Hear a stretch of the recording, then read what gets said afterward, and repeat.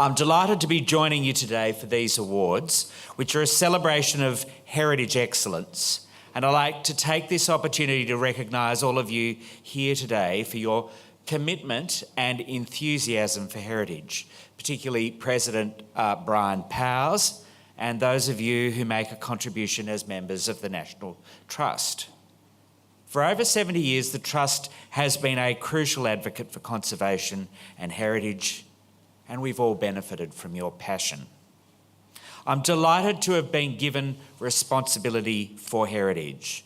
Some of you will be aware as Arts Minister that I have responsibility for the State Library, the State Archives and Records Authority, and Sydney Living Museums, three organisations very much focused on the story of New South Wales from our Indigenous past through our colonial period and through to the present.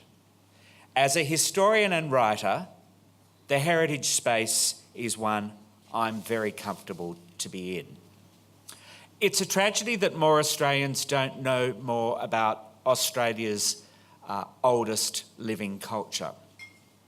Last November, I was privileged to hear Jonathan Jones give the keynote address at Arts State, the conference of our peak regional arts body in this state, talking about sense of place. He reminded me that within New South Wales we have some of the most significant sites in the world. The world's oldest ceremonial burial site at Lake Mungo, the oldest man-made structure, the Brewarrina fish traps. And at Cuddy Springs, they found grinding stones for making bread that are 32,000 years old. And there they also found one of the world's oldest ceremonial objects. As you know, I've also been appointed Aboriginal Affairs Minister with many challenges ahead. But one of them is finding a better pathway towards how we celebrate and preserve our Aboriginal cultural heritage and getting more Australians to fall in love with our remarkable country. Today's awards provide us with an opportunity to reflect upon and acknowledge this year's achievements in innovation, conservation, education and advocacy. And the New South Wales Government is again very proud to be a principal sponsor of these awards. Last year, I was delighted to see a project I worked on with Clive Lucas and Sean Johnson receive a commendation at these awards. The Jubilee Room is a magnificent space built as the Parliamentary Library in 1906, and its restoration was commissioned by me in my former capacity as President of the Legislative Council. At my insistence,